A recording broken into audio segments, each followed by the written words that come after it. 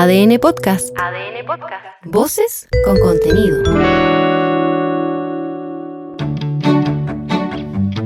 Somos iguales, somos diferentes.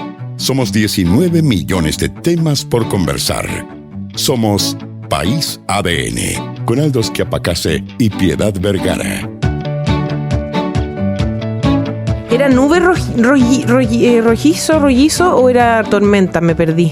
Nube rollizo. Nube rollizo. Sí. ¿Qué sería eso? Una nube con rollo, porque tiene mucha agua.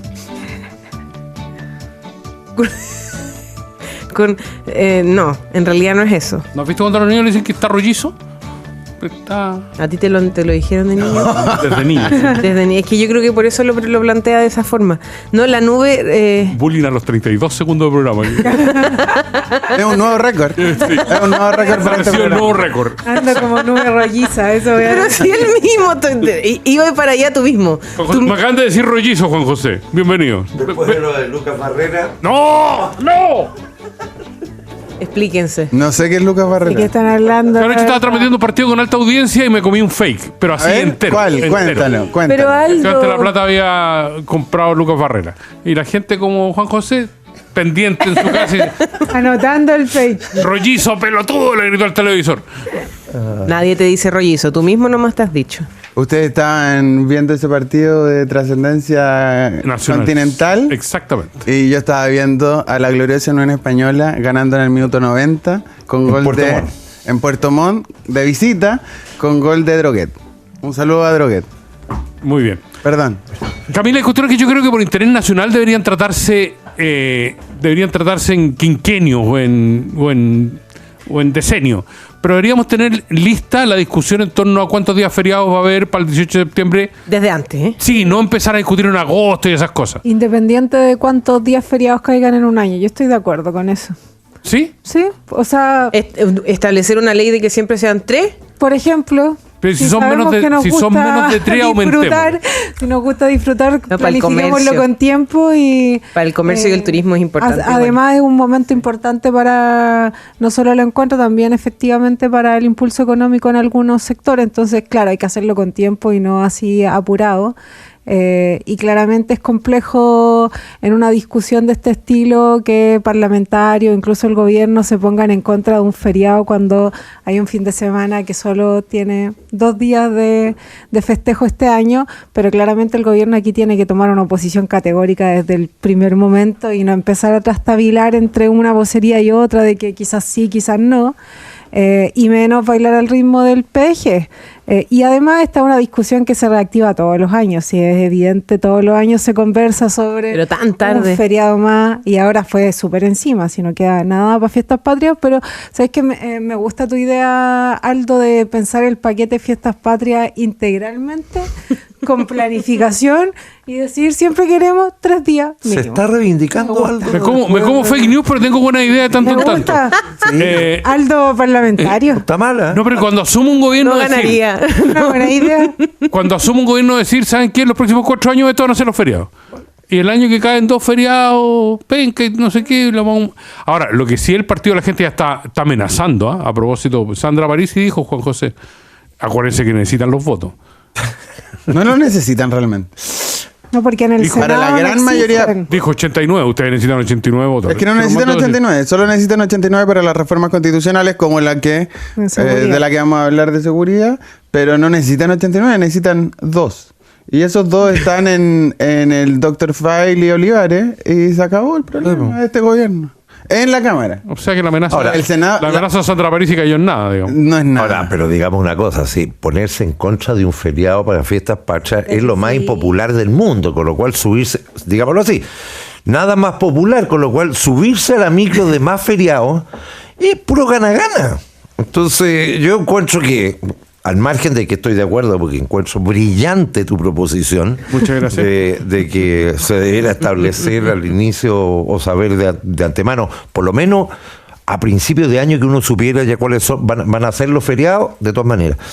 Pero esto llevado a la discusión política termina siendo un enredo, lo chutean y todos esperan que al final se termina cediendo porque es tan impopular ser contrario al feriado adicional que es puro costo. Oye, pero prepárense para el 2027 porque el 18 cae sábado y domingo. No.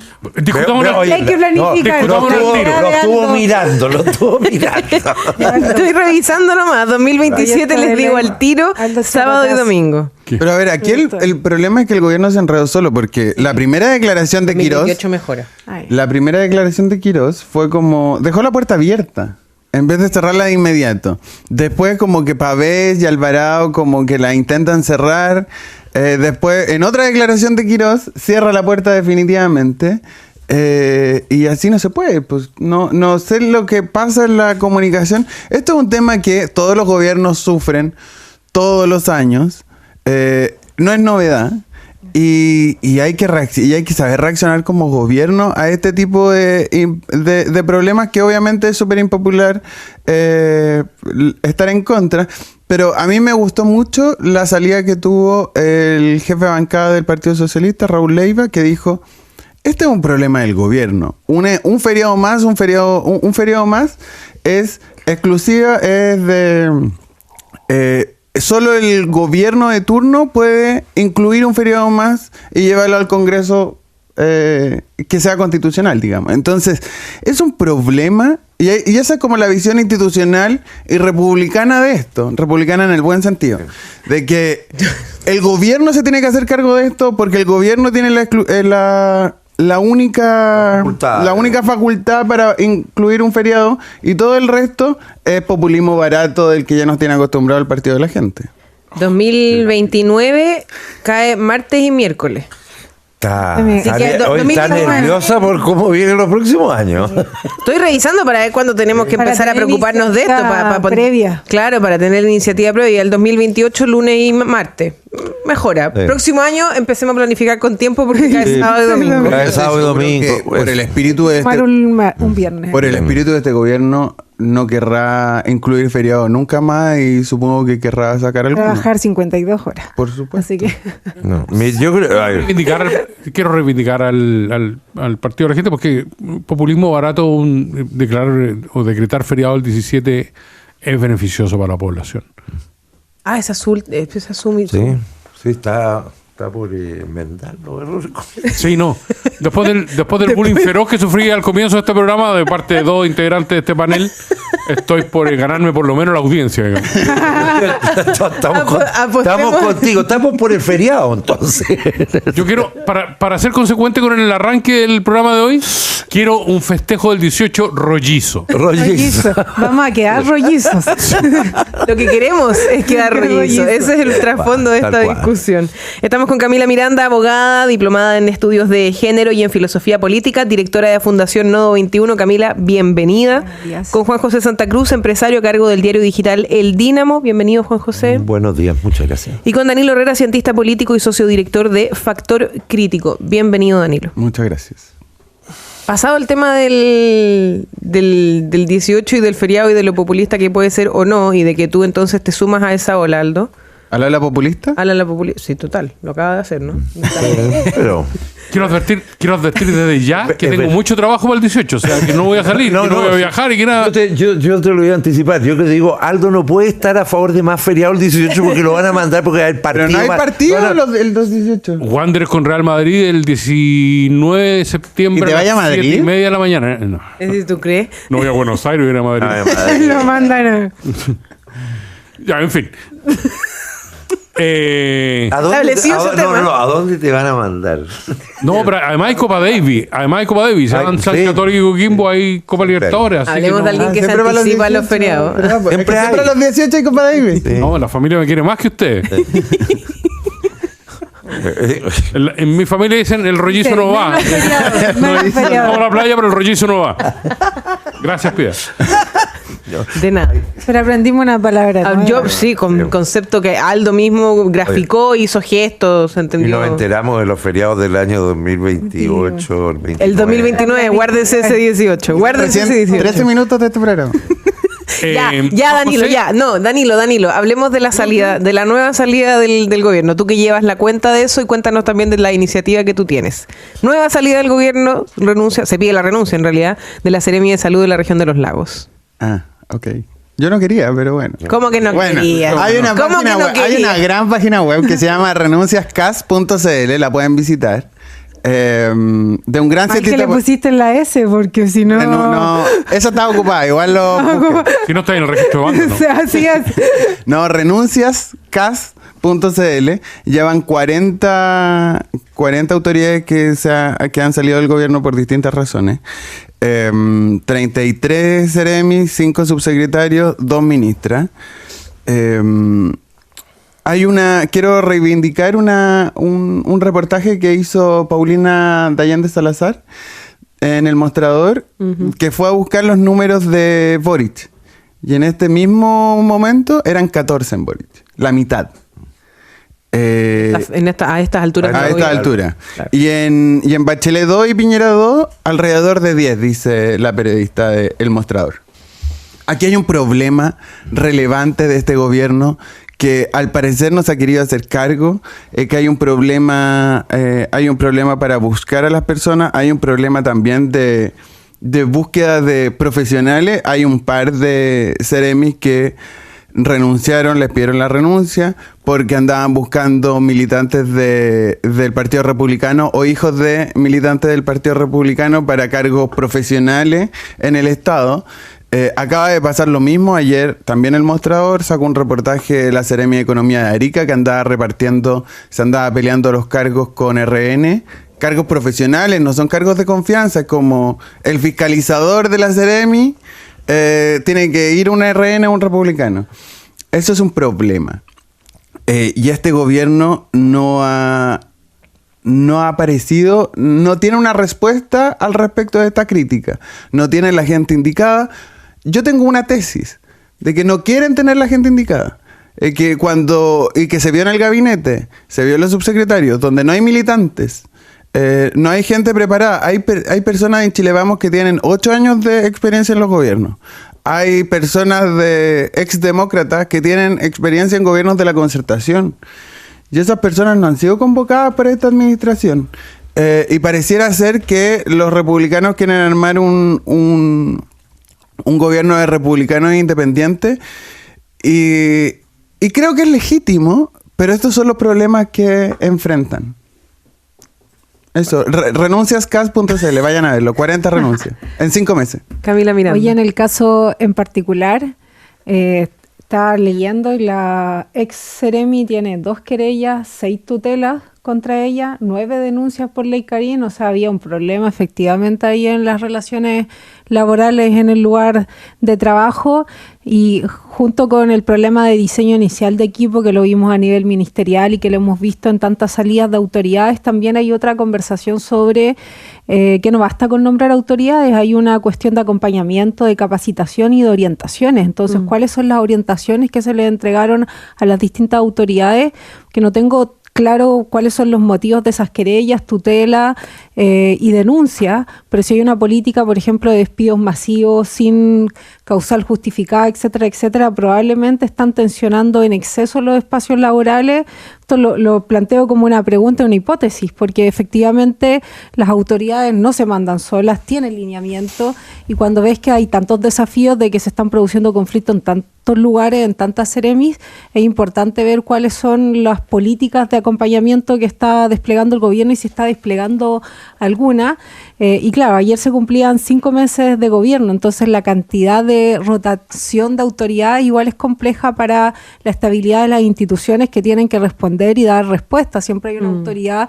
Tú dices, bueno, hay funcionarios en el Estado que permiten darle cierta solvencia en el tiempo a las instituciones, pero las autoridades son las que al final están mandatadas a tomar ciertas decisiones, a hacer los cauces institucionales con los gobiernos centrales. Entonces ahí queda una deficiencia cuando hay tanta rotabilidad, y creo que es un desafío para el gobierno sin duda alguna esta dimensión, y yo esperaría que esté haciendo una revisión exhaustiva de todo el resto de las autoridades que tiene, porque si no, mañana o pasado vamos a ver de un par más que se cayeron, y la pregunta sería qué están haciendo en términos activos para saber cuál es el estado de las relaciones laborales del resto de sus autoridades en los distintos lugares, cuáles son las políticas de capacitación para que ojalá les vaya bien, porque si les va mal, esas instituciones no funcionan. Entonces, uno esperaría ahí también una política un poco más activa desde el gobierno. No, y le adelanto, economía de Arica va a caer en cualquier momento. ¿Juguemos en empate como la Católica, Juan José? Nah, pero... Ya. Tú estuviste anoche en la presentación del libro de Tironi donde Gabriel Boric hace dos autocríticas que en mi criterio son... Una profunda reflexión del expresidente, creo yo. En todo sentido. Son autoflagelantes. Una asume que la designación, la instalación del gobierno se equivoca él, lo asume como una falla de él en términos de cuotear demasiado el gabinete y las autoridades que entraron en aquel gobierno, que al igual que republicanos debutaban en el ejercicio del poder. A ver, yo creo que como dicen, con el diario del lunes, yo valoro las autoridades que reconocen que cometieron errores. Yo creo que es evidente de que el gobierno de Boric y también este gobierno tuvo un tema de ¿cómo se llama?, de cuando asume el nombramiento de los cargos. Y me quiero quiero colgarme algo de lo que dijo Danilo. Yo espero de un gobierno, porque a esta altura sabemos que nombrar autoridades van a pasar por ¿cómo se llama?, por el escáner de la opinión pública y de muchas instituciones, es que el Estado y el gobierno tenga un ente que haga la fiscalización razonable antes de la captación. Esto es como en los equipos de fútbol, que pasó el examen médico, no sé, que viene jugando. Uno espera eso. Y lo espero con mayor razón de este gobierno, que fue tan crítico de acciones de alguna manera, poco profesionalismo en la contratación de personas. Históricamente lo hacen los subsecretarios del Interior. Yo estoy de acuerdo, pero después hay otro fenómeno, no se lo atribuyo a este gobierno, lo digo en general. En el nombramiento de las autoridades regionales, todos sabemos la presión que ejercen los partidos, los parlamentarios. Es un mundo, la presión política por nombramiento es propio de la actividad política. Es decir, uno dice, no estoy restándole responsabilidad a que se equivoquen en los nombramientos, pero así funciona. Es decir, cuando a mí me dicen, mire, quieren nombrar republicanos, que tú decís, eso es más viejo que el hilo negro. Es decir, los partidos se matan por todos esos cargos regionales y la presión política sobre el gobierno para nombrar a su gente cotidiano. En ese lado no me sorprende. Las estadísticas demuestran de que aquí, llamémoslo así, la capacidad de análisis de los convocados ha sido baja. Y vuelvo a lo de Boric. Yo creo que Boric hace un diseño político que es distinto. Hace un diseño político donde hoy día lo mira y dice, me equivoqué. Y creo que objetivamente se equivocó. Y yo valoro de cualquier autoridad, sobre todo, que reconozca cuando se equivocó, por evidente que fueran los errores. Y creo que él sale, después de 4 años, de una persona joven, después de 4 años de presidencia, sale obviamente con otra mirada sobre lo que era ejercer ese cargo, sobre lo que eran las responsabilidades de Estado. Yo creo que evidentemente, y toda persona lo tendría, la mirada sobre el Estado, sobre el gobierno que hoy día tiene Boric, no tiene nada que ver con la que tenía en el momento de asumir. Yo entendí esa crítica. Danilo, tú estuviste ayer y por lo tanto te puedo preguntar. No entendí la otra autocrítica, cuando dice que debimos haber tenido una posición fuerte frente a la deriva de la Convención Constitucional. Debimos haber hecho más. Porque para muchos ese es el gran tropezón del gobierno de Gabriel Boric. ¿Qué quiso decir? Sobre ese momento dijo 2 cosas. El primero, dijo que no estaba de acuerdo y de hecho lo mencionó, dijo, yo no estoy de acuerdo con la cuña de un ex ministro que dijo que nuestro programa no se podía cumplir sin aprobado el primer proceso constitucional, una crítica al ex ministro Jackson. Y empezó a leer y llevó escrita una lista de todas las cosas que se cumplieron antes de septiembre en el primer año de gobierno. Una lista bastante importante. Yo no me acordaba de tanto, la verdad. Esa fue la primera autocrítica para ese espacio. Y lo segundo, claro, dijo, yo fui a reunirme con la mesa directiva intentábamos hacer seguimiento a lo que estaba pasando ahí, pero les dimos libertad porque ellos estaban mandatados a hacer la nueva constitución. Yo entendí, esta es mi lectura, de que dijo deberíamos haber apoyado más a la convención constitucional, deberíamos haber apoyado más. Yo supongo que, no sé si bajar la línea es un concepto aprobado en esta mesa, pero como algo para que esto no se desmadrara como se desmadró. Eso entendí yo. Y eso se refiere con la deriva. Claro. O sea, que es como un barco sin timón, digamos. Pero creo que, y creo que algo de sentido tiene. O sea, el gobierno, casi al final, cuando se metió Elizalde a defender el Senado, no, pero Elizalde era senador en esa época. Sí, ya, sí, bueno, entonces nunca se metió el gobierno. El gobierno nunca se metió en la convención porque respondía al mandato popular que le estaban dando a los que la ciudadanía le dio a los consejeros a los convencionales. A los convencionales. Entonces igual estaba de mano atada en ese sentido, pero sí, claramente el gobierno podría haber hecho mucho más sobre los lineamientos de los mismos convencionales. ¿Tú lo leíste así, Camila, no? O sea, y estaba acompañado quizás de otra cuña donde aborda los retiros, que es uno de los momentos donde se produce también un giro importante respecto de la conversación país y de la evaluación también de lo que estaba pasando a nivel constitucional, porque efectivamente era una situación nueva, tenía un proceso de un poder constituyente y un poder constituido que podía ser o no cercano con las ideas, y claramente era una decisión no tan sencilla decir cuál es la forma de relacionarte con ese otro poder constituyente en particular cuando estás ejerciendo el gobierno.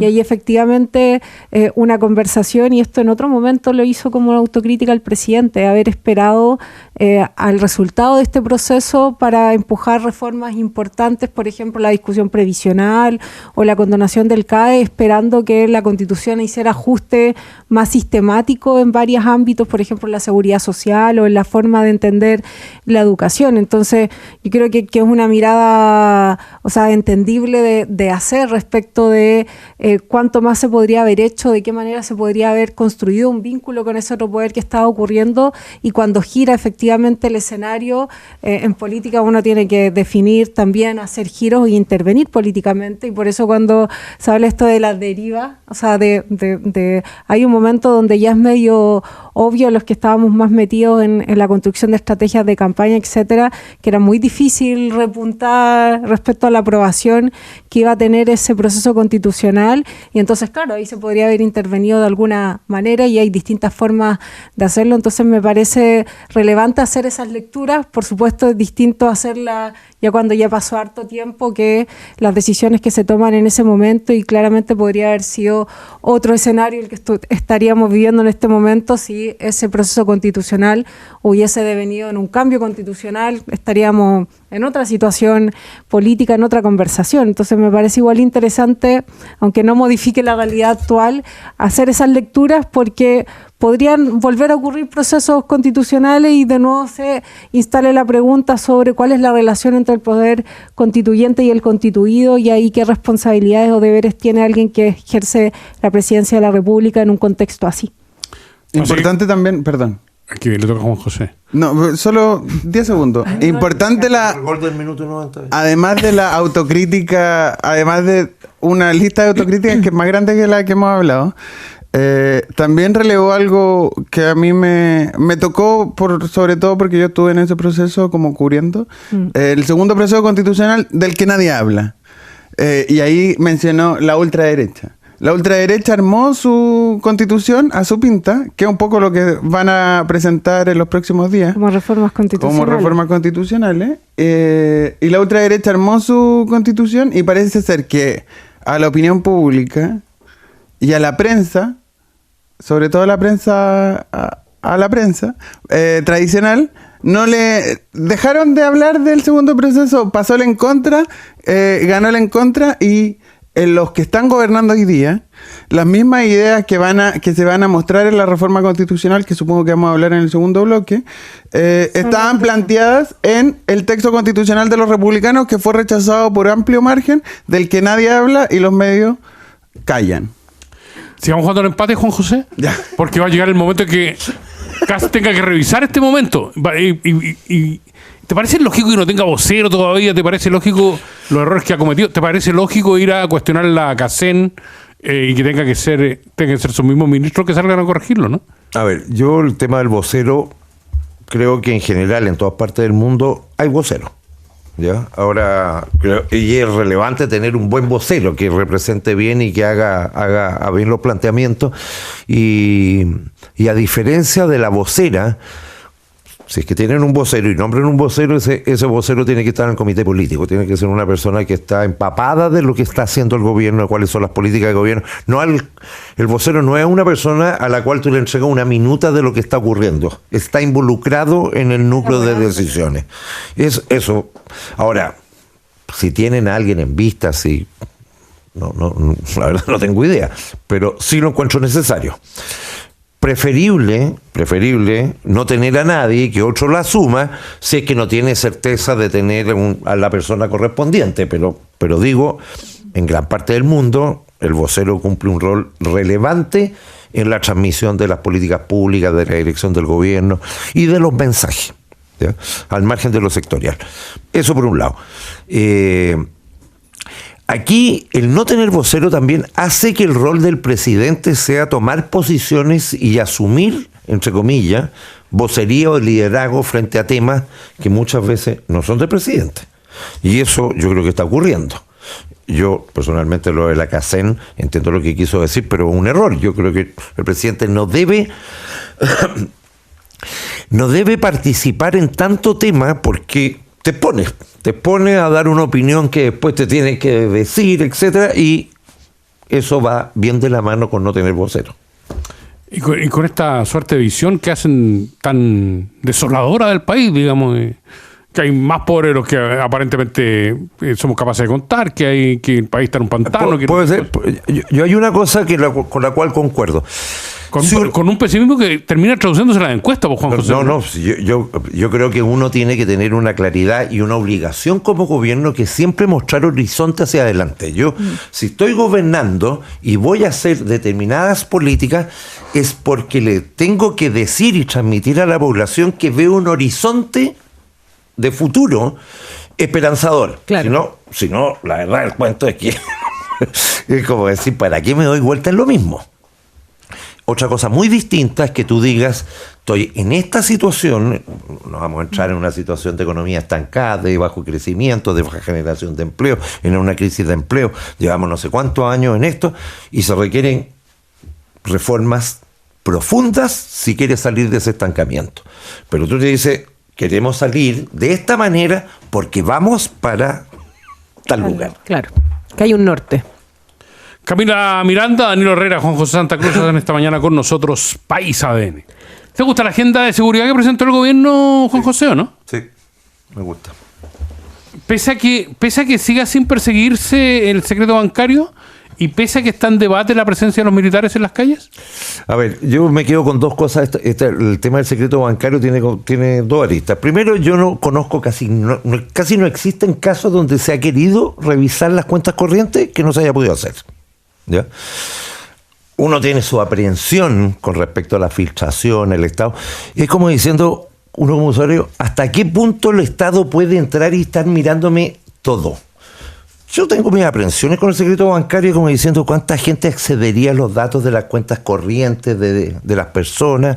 No me da seguridad. Segundo, creo que es evidente que cuando se requiere de ver la traceabilidad del dinero y levantar cuentas corrientes, se puede. Si nosotros tuviéramos 100 casos en que dice nunca se pudo, nunca quisimos revisar las cuentas corrientes y no nos dejaron, no veo ninguno. Entonces, no lo hallo que sea gravitante como para que se defina ahí la lucha. No siento que yo creo que se puede. La Camila es abogado, yo no soy abogado, tendrá la experiencia y cuál es el efecto. Y lo segundo, yo creo que el tema de un paquete de reformas o de leyes, yo creo que va en la línea correcta, pero como toda preocupación de la ciudadanía, uno espera acciones concretas, es decir, no tan solo que todo pasa por el tema legislativo. Pero la señal me parece correcta. Camila. Oye, varias cosas. La primera es un paquete que se nombra como un paquete para abordar los problemas del crimen organizado especialmente. Y si uno mira las medidas, hay pocas de las herramientas que se requieren para abordar el crimen organizado y que hoy día no existan, que tienen que ver, por ejemplo, con ejecutar los proyectos ya aprobados en materia de inteligencia y un montón de proyectos de ley que requieren implementación. Se aprobaron hace poquísimo, el año pasado, el año antepasado, y sin implementación esos instrumentos que se requieren para llegar antes, para buscar a los peces gordos en estas cadenas del crimen organizado, quedan, digamos, sin una política clara. No hay un abordaje sobre el problema de las armas, cuán masificado está el uso de armas. De hecho, los delitos son más violentos porque hay más armas disponibles. Eso no está abordado en el proyecto. Y también varias de las medidas son una reordenación de proyectos que ya están tramitándose o que requieren una ejecución. Entonces, claro, se ven como varias medidas, pero hay varias que ya existen. Y a mí me preocupa en particular la cuestión de la reforma constitucional que trae este proyecto y sobre todo el estado de excepción. Y quiero, de hecho, tomarme el argumento que usaba Juan José a propósito de la resistencia que ha tenido el uso del secreto bancario. Ante eso se ha argumentado cómo va a ser que se entre a la cuenta de alguien sospechoso para una investigación sin autorización judicial, porque lo que se hace es oponerse a que haya una autorización administrativa. Pero ¿qué hace este estado de excepción? Dice, en un barrio, en un determinado polígono, se van a suprimir los derechos de las personas, independiente de si esas personas son sospechosas o no, porque probablemente hay un pato malo, quizá un soldado, el escalafón más bajo de una red del crimen organizado, porque los otros deben vivir en una mansión por ahí escondidos y ahí veo difícil que se instable un estado de excepción, y a esas personas se les suprimen derechos, tales como reunirse, como moverse en las noches, y uno más importante, el que puedan acceder a las comunicaciones de las personas. Es interferir las telecomunicaciones, es decir, lo que uno se manda en un celular, lo que uno buscó en internet, el Estado pueda tener acceso a eso sin pedir ninguna autorización al respecto. Y entonces, ¿por qué en un caso defendemos que tiene que ser la justicia quien habilite, porque si no queda expuesta nuestra información, nuestra privacidad, y en el otro, el Estado tendría toda la discrecionalidad y las atribuciones para que cualquier persona, vecino, por tener la mala suerte de vivir cerca de alguien que puede ser un narco sospechoso, tenga expuestas sus comunicaciones? Entonces, yo creo que aquí hay que poner los mismos estándares de las discusiones y también un legítimo debate sobre el valor y la protección de los derechos de las personas, y que aquí no todo vale, y que cuando uno le entrega más discrecionalidad al Estado y limita los controles, estamos expuestos a un problema. Quiero poner un ejemplo. Si la ex ministra de Seguridad Steiner hubiese tenido discrecionalidad, ¿hubiésemos confiado en que la ejercería de forma adecuada? Probablemente no, porque las personas son distintas, tendrán distintas capacidades, y justamente los controles entre poderes del Estado los que permiten es blindarnos respecto a la discrecionalidad, o que vaya una autoridad que no está capacitada necesariamente para ejercer esas funciones. Entonces me parece preocupante que a propósito de un desafío tan importante como el crimen organizado estemos hablando de poner en entredicho derechos y garantías muy importantes de las personas y no ocupar el mismo estándar en otras materias donde sí se requiere investigar por adelantado, porque ahí no les van a abrir la cuenta a cualquiera, es buscar movimientos sospechosos por adelantado para que no pase lo que nos dimos cuenta de que había un ejecutivo en un banco, de hecho, lavando dinero, o que ya hemos visto en varias noticias que el crimen organizado usa las cuentas bancarias justamente para mover sus recursos, porque estamos hablando de grandes cantidades de dinero, y que estas son cadenas largas y que no basta solo con mirar al soldadito que está en una población y que probablemente se estigmatiza a todo el resto de las personas que viven alrededor, y ese estado de excepción no se aplique en otro lugar donde puedan haber mansiones, etcétera. Yo creo que ahí nadie va a permitir que se ponga en implementación este tipo de estado de excepción y que le vean sus comunicaciones, sus celulares. Entonces creo que hay una conversación que es delicada y que hay que poner todos los estándares sobre la mesa, y que en el crimen organizado la inteligencia es la cuestión más fundamental, y que hay que tener cuidado efectivamente aquí con la vulneración de los derechos de las personas. Daniel Herrera. Yo quiero hacer énfasis en dos cosas. La primera es reforma constitucional. El presidente hace un acto público en La Moneda y hace como que firma un papel. Parece que el papel está en blanco porque todavía no se ingresa la reforma constitucional, y parece ser que la van a ingresar entre viernes y lunes, dijo el ministro ayer, el ministro Arrau ayer.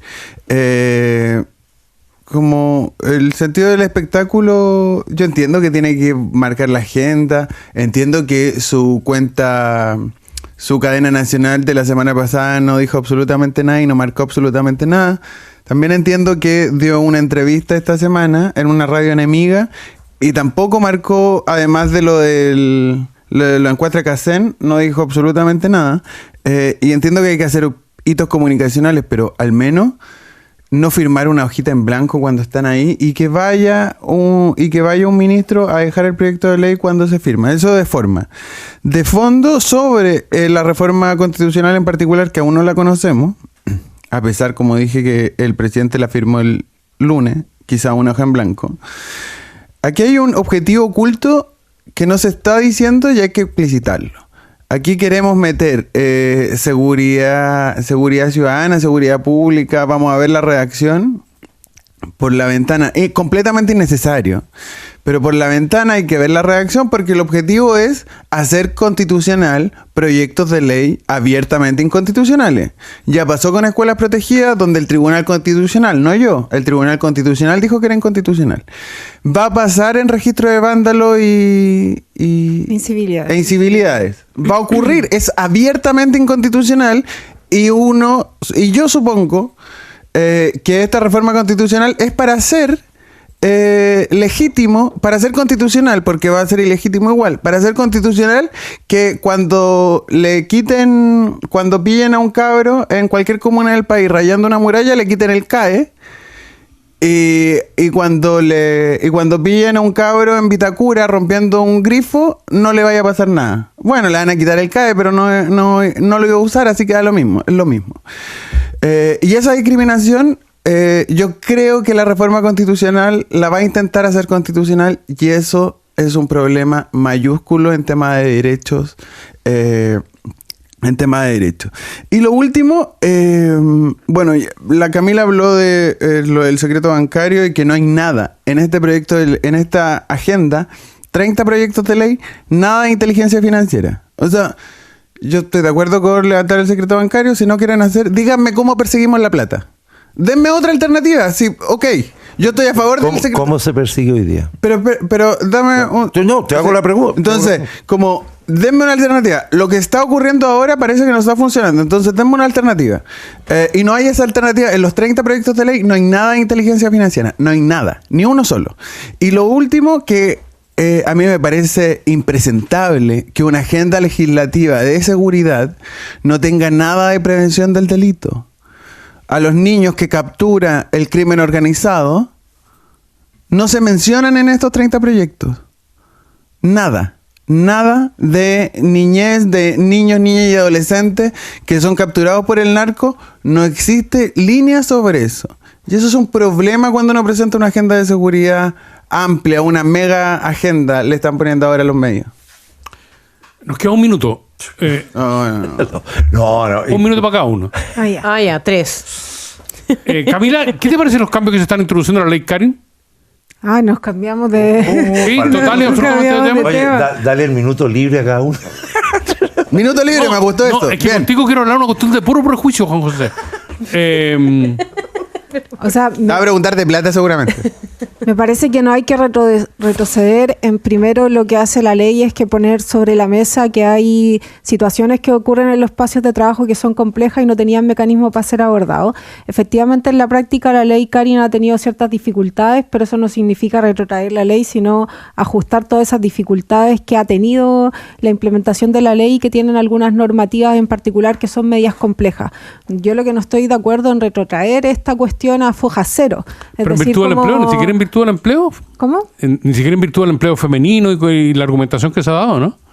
Es que reconocer que hay conflictos en los espacios de trabajo con este tipo de características, yo creo que no tiene por qué intervenir, digamos, en la generación de empleo, el incentivo de la contratación de las mujeres. Me parece que ahí es construir un argumento bien acomodaticio para un problema que es totalmente distinto. Creo que el problema a veces del gobierno es que mete todos los problemas para fundamentar una misma cuestión, que es recortemos ciertos derechos, ciertas garantías, porque lo que está por delante es crear más empleo. Y yo creo que hemos avanzado harto como sociedad, estamos en el siglo XXI, para entender que no hay que contraponer el trabajar con trabajar bien, en buenas condiciones y con buenas remuneraciones, y que justamente para eso nos organizamos todas y todos, no para trabajar más mal, sino para trabajar mejor. Entonces, ¿cómo eso se hace compatible? Son los desafíos al final de la política pública y no ponerlo como algo enfrentado permanentemente.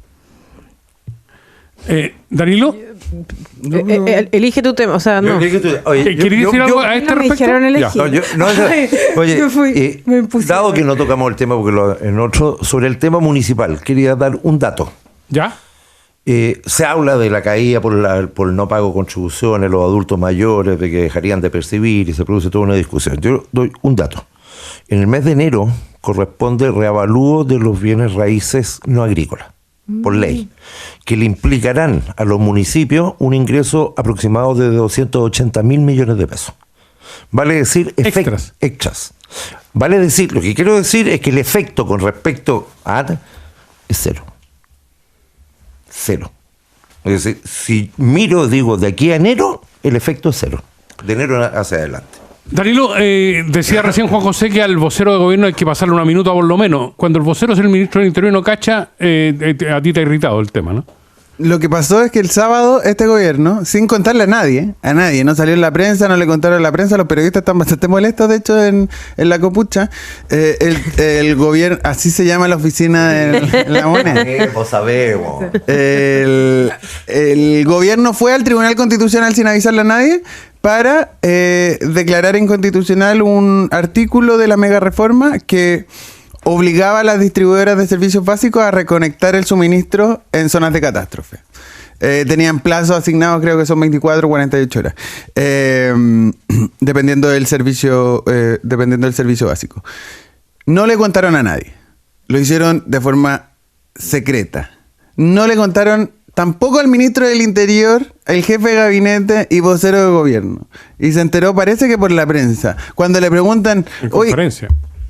¿Ah? En conferencia, además. Claro, le preguntan, le dicen, usted dio conferencia de prensa el lunes y no mencionó esto. Usted, ¿por qué no lo dijo?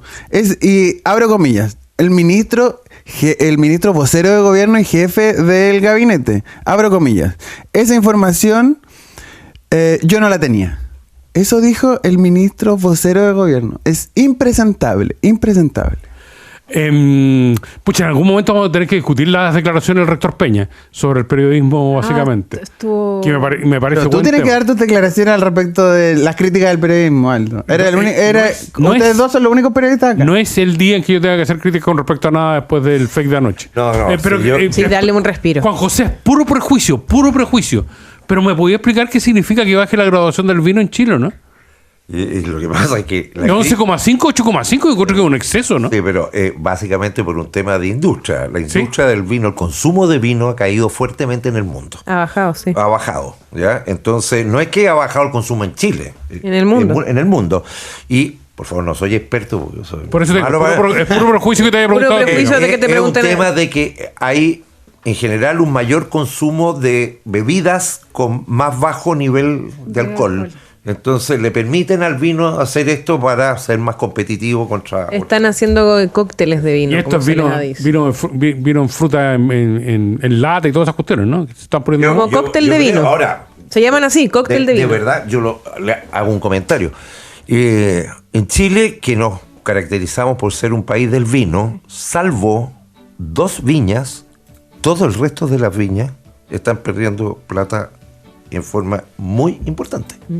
Es decir, el negocio del vino como negocio no está. No está rindiendo. Están vendiendo terremoto embotellado, Camila, para hacer el programa redondo, digamos, para partir con el 18 y terminar con algo parecido. Y una viña más o menos... Lo vi en la publicidad el otro día, ¿no? Me pareció extraño. Pero quizás sube la calidad del pipeño y da menos caña después, pues. Veamos las partes positivas. Tienes razón, y en lata. O el helado de piña. No, en botella. Es que yo tengo aquí uno que es en lata. Lo promociona Kramer con... ¿Un terremoto en lata? Terremoto en lata. Es que eso lo probaría. Ahora, es una cerveza. Entonces. No me refiero a eso. No, que Es una el botella. gato, ¿no? Sí, gato. es una botella. Gato está en un terremoto. Pagan.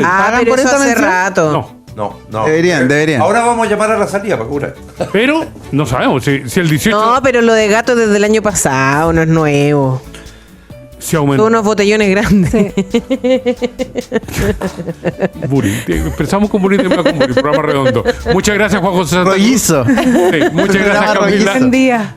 Muchas gracias, Danilo Herrera, por un programa tan rollizo Muchas en gracias. opiniones. Oye, son botellas de 1,5 litros. Noticia vieja que trajiste rollizo. Tal cual. Voy a hacer un meme. Esto fue País ADN, con Aldo Schiapacase y Piedad Vergara. Conversación, actualidad y los temas de hoy. ADN, la voz de todos para todo Chile.